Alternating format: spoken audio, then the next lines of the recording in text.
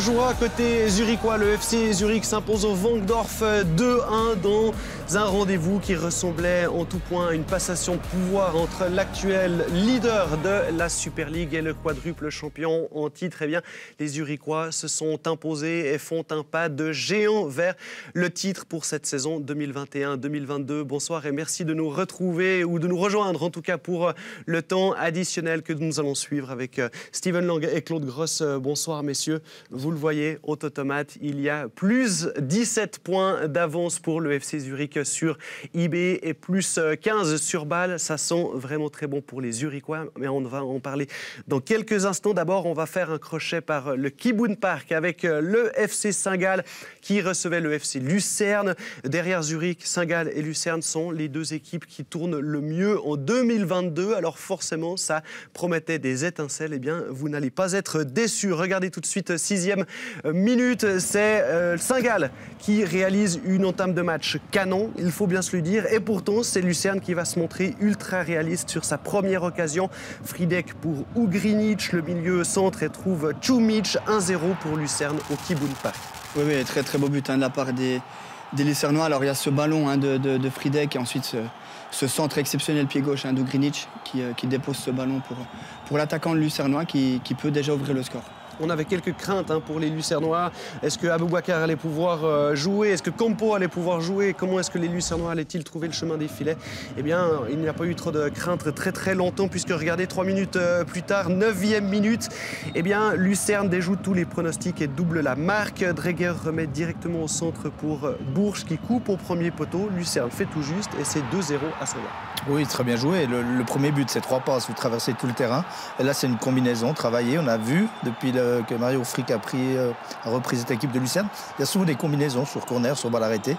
Alors après, ça ne réussit pas tout le temps, mais celle-là, elle est magnifiquement jouée parce que tout était prévu. Et après, bien sûr, il y a un peu forcément de réussite, mais c'est bien joué. J'ai l'impression que dans ces deux premières réussites, on retrouve un panachage de ce que pourrait être Mario Frick, c'est-à-dire le Mario Frick de Vaduz avec des combinaisons sur les coups de pied arrêtés qui sont très travaillés, mais également un Mario Frick de cette année avec un Lucerne un peu plus joueur. Un peu plus joueur. Alors le premier but, c'est pas vraiment une équipe joueuse. On cherche à sortir du pressing saint-gallois qui viennent vous fermer. Le gardien prend la décision de jouer long. Saint-Gall était mal positionné et après ça part très vite. Donc c'est pas une contre-attaque parce que le ballon était dans les pieds des Lucernois, mais c'est une attaque rapide et on ne croit pas sous traverser le terrain. Donc c'est bien joué. Mais il allie un peu des deux, un peu de conservation, il s'adapte beaucoup aussi à l'adversaire et il fait jouer cette équipe de Lucerne, mais surtout elle est efficace. Alors pas sur le résultat final, mais elle est efficace en tout cas sur ce qu'elle a présenté ce soir. Et c'est en tout cas la douche écossaise pour les Saint-Gallois, puisque menés 2-0 dans leur enceinte après 9 minutes de jeu. Il faut absolument réagir et la réaction arrive tout de suite, 12e minute. Donc encore 3 minutes plus tard, on a vécu un premier quart d'heure complètement fou. C'est Schmitt qui cherche et trouve un relais avec Ruiz devant les 16. Il parvient à s'enfoncer et trompe Müller. Saint-Gall revient à une longueur. C'est le premier but en Super League d'Isaac Schmitt. Et ça fait du bien pour le Vaudois. Oui, ça récompense son excellente saison. C'est vraiment un joueur qui m'impressionne. Alors il est latéral gauche, mais il se retrouve là à la finition. Alors il y a un petit peu de réussite. Il cherche un 1-2 avec Ruiz, le ballon lui revient un petit peu chanceusement, mais ensuite il ne se pose pas de questions, il croise sa frappe pied gauche et réduit l'écart. 15e minute, on est à peine au quart d'heure de jeu, mais paradoxalement, c'est déjà le tournant du match avec une récupération de Lucerne. On se projette rapidement, Campo trouve Čumić, mais l'attaquant serbe n'arrive pas à prendre le meilleur sur Ziggy. Voilà, c'est fou, mais c'est là où tout se joue. Beaucoup se joue, effectivement. 3 à ce moment-là. Peut-être que ça aurait changé le match, mais ne sait-on jamais. Avec Saint-Gall à la maison, menés 2-0, ils reviennent. Qui dit que s'ils avaient été menés 3-1, ils ne seraient pas aussi revenus parce que Saint-Gall à la maison, c'est un peu de la folie. Donc voilà, c'était quand même l'occasion de faire mal à Saint-Gall qui venait de revenir à 2-1. Si vous marquez le 3-1, forcément, la mi-temps étant proche, vous pouvez leur faire mal. Mener 2-1 comme ça, après un quart d'heure de jeu, on a l'impression que quand on voit ces images que Saint-Gall est passé complètement à côté de son début de partie, et pourtant, ce n'était pas le cas. Non, pas du tout. Saint-Gall a fait un très bon début de partie. Alors, ça peut paraître étonnant d'être mené 2-0 après 9 minutes, alors que vous faites un bon début de match. Mais voilà, Lucerne a été très franc, on l'a dit. Ils ont été très bons dans les récupérations et dans les transitions. Voilà, mais Saint-Gall est resté dans le match. Ça ne les a pas sortis du match. Ils ont continué à faire ce qu'ils savent faire, notamment à la maison. Et Ziggy a réussi en tout cas à maintenir son équipe à flot en évitant le 3-1 et les 2 buts d'écart. Et du coup, Saint-Gall va avoir son moment. 21e minute, le Kiboun Park va exploser. Doua va trouver Fonmos à la limite du hors-jeu. Ça va arriver, voici Doua. Fonmos perd un petit peu le contrôle du cuir, mais Lucas Görtler surgit. Égalisation de Saint-Gall. Quelle réponse? Oui, mais ça représente le jeu saint-gallois. On met beaucoup de densité là où se trouve le ballon. Là, c'est Doua qui donne ce ballon à Fonmos, qui chanceusement un peu arrive à garder le ballon quand même. Et Görtler, regardez, il suit l'action. Il a senti le coup et c'est lui qui termine d'une belle frappe pied droit. Et c'est 2-2, mais c'est mérité parce que Saint-Gall est parti très très fort, est mené 2-0, mais ne baisse pas les bras et parvient à égaliser. 37e minute, cette fois c'est Saint-Gall qui va parvenir à passer l'épaule avec Doua qui appelle dans la profondeur. Il est bloqué, mais Simani, il est bloqué par Simani. Il prend sa chance au premier poteau là-dessus. Muller se trouve complètement, ça lui passe. Oui, mais il n'est pas bloqué par Simani justement. Simani ne ferme pas l'intérieur. Il anticipe le crochet de Doua à l'intérieur et c'est ce qui fait que Doua peut l'éliminer. Et après, effectivement, Muller ne doit pas la prendre entre les jambes, mais bon, ne doit pas, c'est facile. Voilà, pour moi, l'erreur, elle est de Simani, mais c'était bien joué de Doua aussi. C'est quand même assez fou, en tout cas pour les Lucénois qui ont besoin de faire 2 points, mener 2-0, revenir comme ça, se faire dépasser à 3-2. Est-ce que ça peut laisser des marques pour la suite du championnat ou finalement c'était Saint-Gall au Kiboun Park? Oui, c'était Saint-Gall et je ne pense pas que ça va laisser des marques aux Lucernois. Ça reste une équipe impressionnante en 2022. Il y a une dynamique qui s'est installée à Lucerne. On sent une équipe qui est en confiance. Il y a aussi beaucoup de qualité. Il y a une idée claire et précise de la part de Mario Frick qui peut allier deux systèmes, c'est-à-dire la verticalité où on va très vite. Il y a aussi un jeu de possession parce qu'il a aussi les joueurs pour. Donc non, je ne m'inquiète pas plus que ça pour le FC Lucerne. On voit une réussite de Schmitt, une autre de Görtler, une autre de Doua. On voit que toutes les lignes participent à Saint-Gall. C'est voilà, une force collective, un rouleau compresseur qui va vers l'avant. Oui, c'est exactement ça. Ils ont décidé d'être très offensifs et ils ont des latéraux qui permettent de le faire. Ils ont des joueurs de milieu de terrain qui se projettent beaucoup. On l'a vu avec Görtler. Voilà, c'est une équipe qui prend des risques forcément au niveau défensif, mais les 2 premiers buts sont peut-être évitables. On a vu qu'ils ont fait une performance solide à Zurich où ils ont gagné 3-0. Donc Saint-Gall, c'est pas seulement une équipe qui joue haut et entre guillemets un peu folle et n'importe comment. Non, il y a la défense préventive. Ils prennent de l'assurance et ils sont beaucoup moins inquiétés que certains matchs qu'on a vus avant Noël où ça partait à l'abordage puis derrière ça ouvrait des boulevards. C'est un petit peu moins le cas. Je trouve qu'elle a progressé aussi défensivement. Saint-Gall plus solide défensivement malgré les 2 buts d'aujourd'hui. Encore 2 occasions à voir, celle de la 66e minute avec Lucerne qu'on sentait très bien au retour des vestiaires. Compo passe à Ugrinic qui centre pour Sorgic qui vient de remplacer Aboubakar. Et là encore, quelle parade de Ziggy. Oui, mais c'est dommage pour les Lucernois parce que c'était un temps fort pour le FC Lucerne. Mais là, c'est ce qu'on attend d'un gardien de la classe de Ziggy, de faire gagner des points. Et là, clairement, il fait gagner 3 points à son équipe parce que cet arrêt est très beau, arrêt réflexe de la main droite. Et après, Sorgic n'est pas en confiance cette saison parce que le Sorgic qu'on connaît, normalement, il marque le 3-3. 3 buts pour l'instant, Sorgic cette saison. Le 4e n'arrivera pas. Aujourd'hui, il y a encore une dernière chance avec Görtler qui trouve Thomas. Muller s'interpose. 3-2, score final. Honnêtement, 2e période, on n'a pas vu énormément. Ça s'est quand même bien calmé par rapport à la première période complètement folle où on a vu 5 buts. Oui, on était sur les bases d'un 8-8 après 20 minutes de jeu, donc heureusement que ça s'est un petit peu calmé. Les joueurs avaient besoin de souffler aussi. Et Saint-Gall était peut-être un petit peu plus dans la gestion et laissait le jeu à Lucerne. Allez, on écoute tout de suite 2 réactions qui nous sont parvenues du Kiboun Park. Avec Isaac Schmitt, on est en train de converser avec lui parce qu'il y a toujours beaucoup de bruit, parce qu'il y a des gens qui veulent fêter tous les buts, mais en particulier le sien. Bravo Isaac, premier but en Super League. Parlez-nous des émotions qui ont accompagné cette réussite. C'est vrai que je sais pas quoi dire, c'est un truc exceptionnel. Surtout qu'on a pu revenir dans le match ensuite et gagner sur ce match, ça fait énormément plaisir. Plein d'émotions à l'intérieur, c'est indescriptible. Et dans cette ambiance absolument formidable, encore une fois, à quel point le public vous pousse à revenir quand vous êtes mené 2-0 aujourd'hui? Ouais, le public, il est là, il est toujours là, il croit en nous. On l'a fait plusieurs fois. On l'a fait contribuer à plein de matchs où on perdait au début et puis on a pu rattraper et au final gagner ou faire égalité. Et c'est vrai que le public nous aide beaucoup parce qu'ils nous remettent dans le match et nous font oublier qu'on a pris des buts derrière. Et vous croyez en tant qu'équipe, plus en vous, c'est la confiance aussi qui vous aide actuellement à retourner ces situations? Je pense que oui, c'est la confiance. Là, on est invaincus. Et je pense que le fait d'avoir bien commencé en 2022, ça nous a permis de vraiment être en confiance et de pouvoir gagner, de se concentrer match après match, de plus en plus décontracter et d'enchaîner les victoires sans perdre un match. Et à propos d'enchaîner, vous enchaînez les matchs sur le terrain. Racontez-nous votre printemps jusque-là. Qu'est-ce qui a changé pour Isaac Schmitt? Je pense qu'il n'y a pas grand-chose qui a changé, mais je pense que c'est un peu pour tous les joueurs. Je pense que c'est un peu une contagion qu'on a eue entre nous. On est tous en confiance, je pense, et c'est ça qui nous permet de gagner les matchs. Et je pense qu'on se monte les uns les autres, je pense. Ouais. Samuel Campo, avec qui on était en train de discuter, très proche parce qu'il y a toujours beaucoup de monde, ici il y a toujours beaucoup de bruit. Vous avez été porté par vos supporters en début de match et ensuite cette rencontre vous échappe. Quel sentiment vous avez au terme de ce match? Ouais, on a très bien commencé ce match avec les 2 buts. On était bien dans le match, on était prêts. Et après, ouais, je crois qu'on a perdu ce match à cause de nous-mêmes. Ouais, c'était un match très intensif avec un adversaire aussi fort, mais je pense qu'on pouvait gagner ce match aussi. Le tournant, c'est peut-être de ne pas avoir tenu plus longtemps à 2-0 en début de match.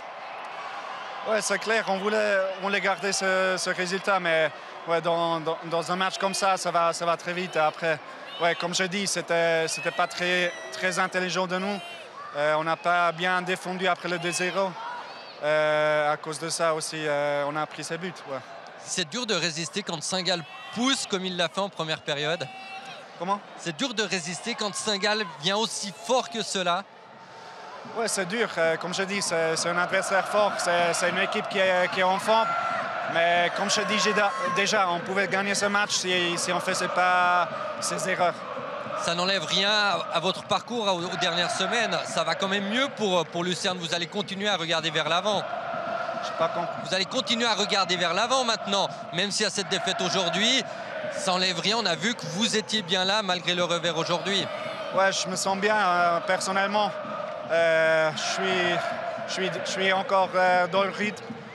Ça, c'est l'important pour moi personnellement, mais aujourd'hui, c'est pas important le personnel. On est tous déçus à cause de cette défaite.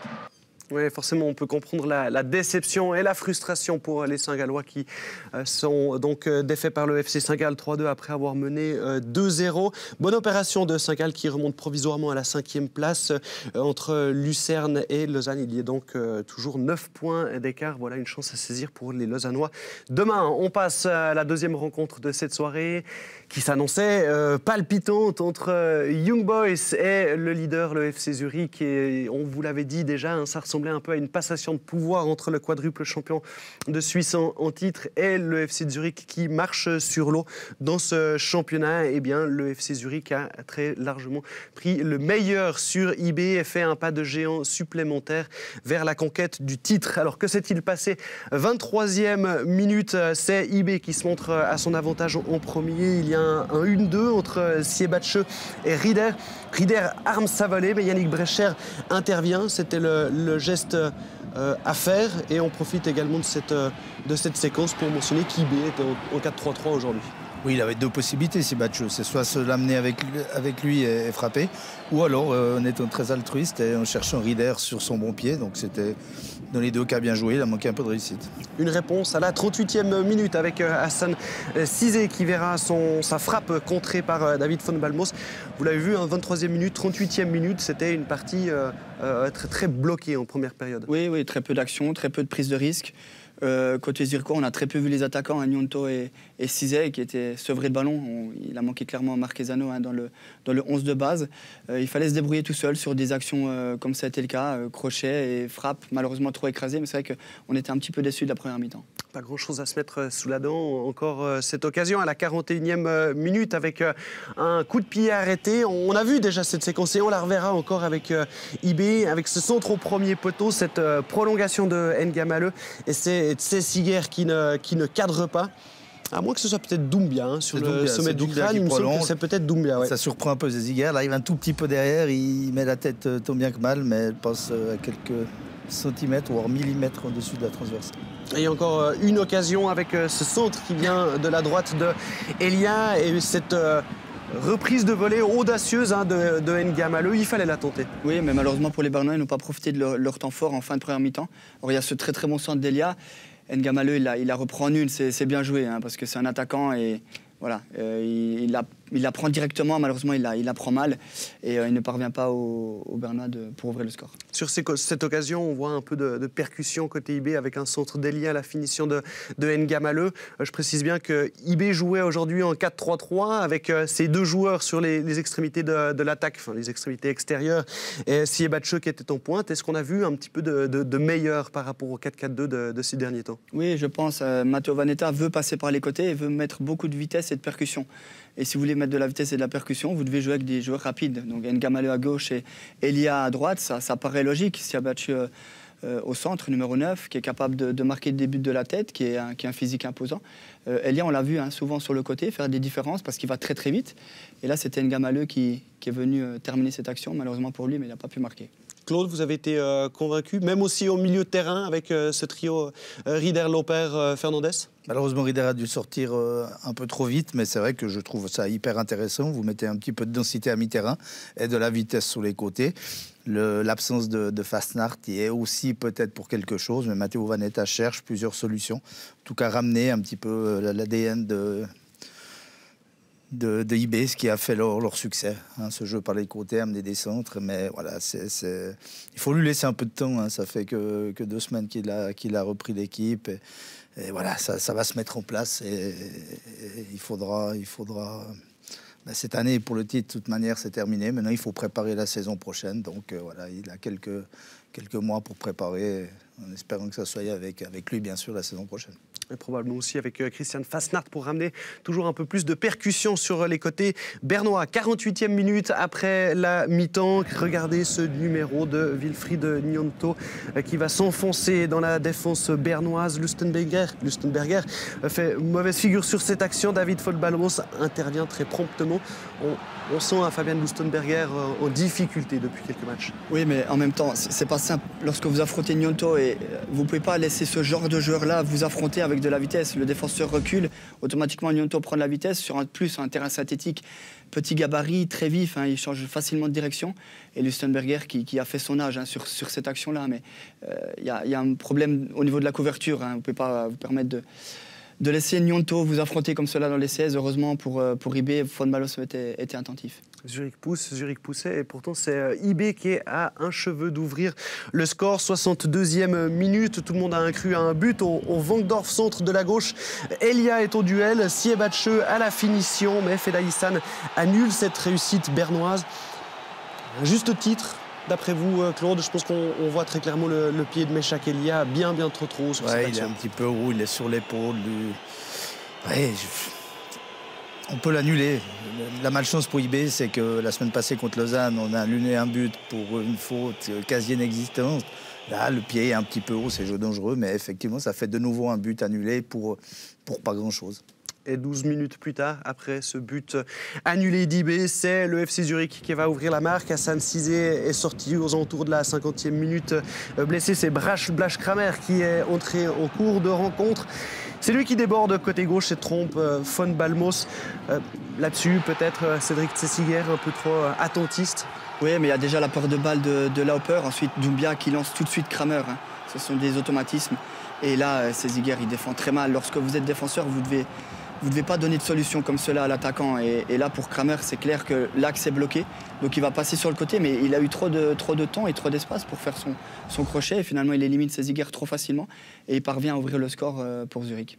Zurich qui inscrivait son 10e but cette saison grâce à un remplaçant. On voit que le banc, qui n'est peut-être pas forcément le plus brillant, en tout cas sur le papier de Super League, fonctionne extrêmement bien. C'est quoi la recette d'André Breitenreiter pour faire en sorte que Gnonto se transforme en un super joker de luxe, qu'un Blaž Kramer marque dès qu'il entre? Comment est-ce qu'on fait comme ça? Vous me parlez du banc, mais visiblement, ce que j'entends, c'est aussi l'équipe qui n'est pas la plus reluisante de Super League, mais elle a 15 ou 17 points d'avance aujourd'hui. Et le banc, vous l'avez dit, des mecs comme Kramer, quand ils rentrent, ils font la différence. Gnonto, quand il rentre, il fait la différence. Si c'est pas Tozin, c'est une équipe qui est en pleine réussite. Et quand vous êtes coach et vous êtes dans des phases comme ça rigole. Parce que vous pouvez tenter ce que vous voulez, ça fonctionne. Parce que les joueurs sont aussi en confiance. Parce que vous êtes en confiance. Vous leur donnez aussi cette confiance. Et tout est plus facile. Et à l'inverse, quand vous êtes dans une période où vous faites 4 matchs ou 5 matchs sans victoire, vous pouvez faire tous les changements que vous voulez, il n'y a plus rien qui va, vous ne savez plus pourquoi, vous perdez dans vos choix.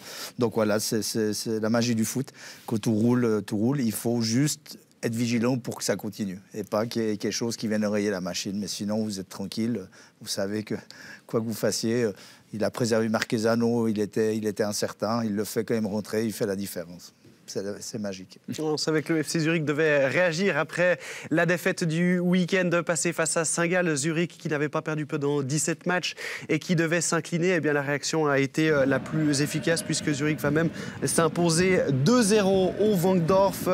Doumbia récupère un bon ballon, transmet à Gnonto qui fait un magnifique travail une nouvelle fois. Le centre en retrait, Kramer ne peut pas conclure, mais Marquezano, entré en jeu quelques minutes plus tôt, vient sceller pas exactement le score de cette partie, mais en tout cas marquer le but de la victoire pour le FC Zurich. Oui, Breitenreiter qui peut se permettre de se passer de Marquezano qui n'est pas à 100%, le faire entrer en cours de match face à IB. Alors il y a un nouveau très très bon travail de Doumbia qui casse les lignes et ensuite Gnonto qui humilie les Lauper. Regardez ça sur la différence de vivacité entre les deux joueurs, centre en retrait, bel arrêt de Von Balmos, mais c'est Marquezano qui est là au bon moment, au bon endroit et qui tue le match parce que ce 2-0 a tué les Bernois. Marquezano qui donc inscrit le 2-0 à la 79e minute. Il y aura une réussite en toute fin de rencontre sur le schéma qu'on avait déjà vu sur corner avec un homme au premier poteau qui peut prolonger jusqu'au deuxième. Sierro qui inscrit la réduction du score 2-1, score final. Une victoire largement pas déméritée de la part du FC Zurich, même si on n'a pas vu un FC Zurich extrêmement flamboyant. Non, c'est pas scandaleux. Mais solide. Parce qu'ils ont, et puis ils ont été réalistes. Mais voilà, c'était pas une grande partie. IB était quand même supérieur. Mais Zurich a joué les coups à fond. Dès qu'ils ont pu sortir, ils l'ont fait. Ils l'ont fait de bonne manière. Et ils ont eu la réussite qui les accompagne, à l'inverse de IB en ce moment. Donc voilà, Zurich n'a rien volé, mais n'a pas été incroyable. Comme souvent cette saison. Mais à la fin, c'est Zurich qui gagne.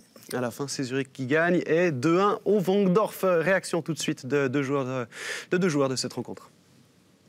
Antonio Marquezano, le FC Zurich a montré une très belle réaction après la défaite de la semaine dernière face à Saint-Gall. Oui, je pense qu'aujourd'hui on a fait un très bon match. Surtout le premier mi-temps, on a bien défendu.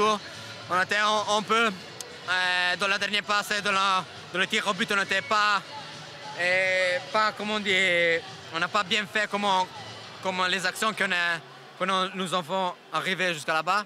Mais je pense qu'on a fait un bon match. On savait qu'eux, ils devaient gagner absolument pour arriver à 11 points. Et nous, on savait, on a bien défendu, je pense, et on a à la fin aussi réussi à marquer notre occasion. Vous n'avez pas commencé le match, mais vous rentrez, vous marquez le 2-0. On voit qu'aujourd'hui à Zurich, les titulaires, les remplaçants, les joueurs qui reviennent, tout le monde est décisif. Oui, on sait qu'on a beaucoup de joueurs qui peuvent jouer. Et ça, c'est peut-être cette année notre plus grande force qu'on a, parce que chacun qui rentre, chacun qui commence, ils font bien. Alors, c'est une chose qu'il a bien fait l'entraîneur. Et c'est bien que ça marche bien comme ça.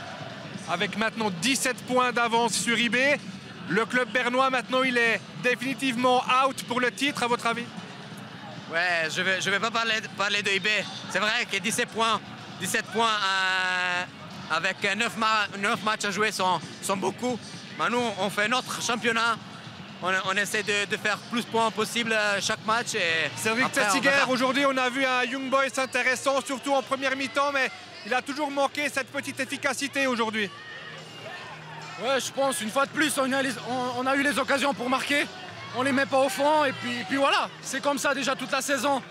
Il manque un peu le réalisme devant le goal. Après, on a bien joué les occasions, on s'est créé les occasions, mais on ne les met pas au fond. Et puis c'est ce qui manque. Pour gagner un match, il faut mettre les occasions au fond et on ne l'a pas fait. Et puis voilà, on ne mérite pas de gagner aujourd'hui. C'est le 4e match que Young Boys ne gagne pas à la suite en championnat. C'est clairement un coup de mou. Qu'est-ce qui se passe? Ouais, après, si on regarde les matchs, bien sûr, c'est des coups durs. Mais les 2 derniers matchs, on a déjà montré qu'on est capable. Mais maintenant, il faut encore les derniers 10%. Il faut mettre les occasions au bout. Il faut se battre jusqu'au bout dans tous les duels. Il faut montrer de la fierté pour ce club. Et puis c'est comme ça le chemin à prendre. Et puis on va travailler beaucoup pendant les prochaines semaines pour au moins de nouveau trouver le chemin de la victoire. Ouais. Avec maintenant 17 points de retard sur Zurich et 27 en jeu, on y croit encore au titre? Bien sûr, tant que c'est possible, on y croit. On va travailler jour par jour, on prend match par match et puis après on verra. Mais il faut déjà gagner les matchs, il faut mettre les occasions au fond et puis après on peut y penser à ça. Ouais. Une série compliquée pour les Bernois qui n'ont pas remporté le moindre match depuis désormais 4 rondes de championnat. On l'a dit, le FC Zurich qui part cette fois-ci alors très très largement vainqueur grâce à cette nouvelle victoire sur IB. Saint-Gall qui s'est imposé 3-2 face à Lucerne et au classement IB qui compte désormais 17 points d'avance sur les Young Boys et 15 sur Bâle. La bonne opération, en tout cas le fait que Lucerne ne marque pas de points ce soir arrange bien les Lausannois qui restent à 9 points d'écart. Il y avait de la Challenge League hier, mais aussi aujourd'hui. Hier, Xamax a fait match nul contre Winterthur. Et ce soir, Yverdon Sport se rendait chez le leader. IS s'est imposé grâce à 2 réussites de Coro Koné sur 2 passes de Brian Beyer. Après 6 matchs sans victoire, les Nord-Vaudois se refont la cerise chez le leader.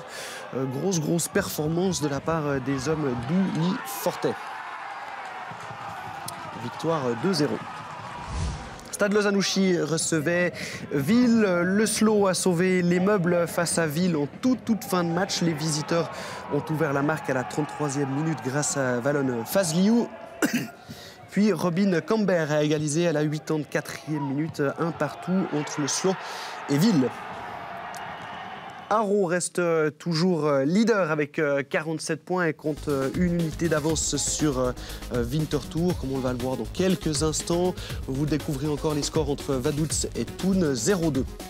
Haro leader avec 47 points, Winterthur 46. On retrouve Stade Lausanne-Ouchy au 6e rang, Xamax au 7e et Yverdon Sport 9e. Info importante par rapport au classement. Kriens est désormais condamné à la Promotion League la saison prochaine. Cette fois, c'est officiel. Le foot ne s'arrête pas sur Blue Sport avec un programme qui s'annonce très chargé demain pour vous également, Steven Languin, puisque vous serez toute la journée avec nous. Mais il y a un petit Servette-Sion qui s'annonce très intéressant à 14h15 en début d'ouverture de ce festival du football. Puis pour clore à 21h, un Real Madrid-Barcelone qui s'annonce également très intéressant. On déplore tout de même juste la blessure de Karim Benzema qui ne sera pas présent durant ce Classico. Mais tout de même, quelle affiche, ça fait plutôt envie.